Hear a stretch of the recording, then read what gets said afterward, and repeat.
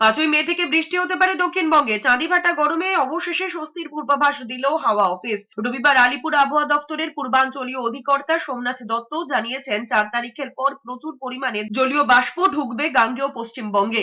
উত্তর গোলার্ধে তৈরি হওয়া অক্ষরেখা ঘড়ির কাঁটার বিপরীতে দক্ষিণ দিকে এগোবে। এর ফলে বৃষ্টির সম্ভাবনা তৈরি হবে। তবে এখনই রেহাই নেই দহন জ্বালায়। তাপমাত্রা না বাড়লেও তাপপ্রবাহ চলবে। মে মাসের শুরুতেও তীব্র গরম থাকবে। 2 মেদিনীপুর, বাঁকুড়া, 2 বর্ধমানে তীব্র তাপপ্রবাহের লাল সতর্কতা থাকছে।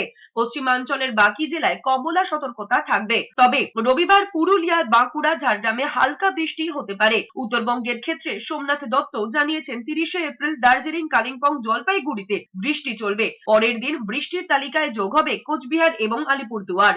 29, 30, 1, 2 এই 4টি দিনই কিন্তু ওয়েস্ট মেদিনীপুর, বাঁকুড়া, ঝাড়গ্রাম, বর্ধমান, 2টি বর্ধমানই এবং বীরভূমে সিভিয়ার হিটওয়েভের সতর্কবার্তা দেওয়া হয়েছে। মেদিনীপুরে কিন্তু thunderstorm with lightning and rain তারও কিন্তু সতর্কবার্তা আছে।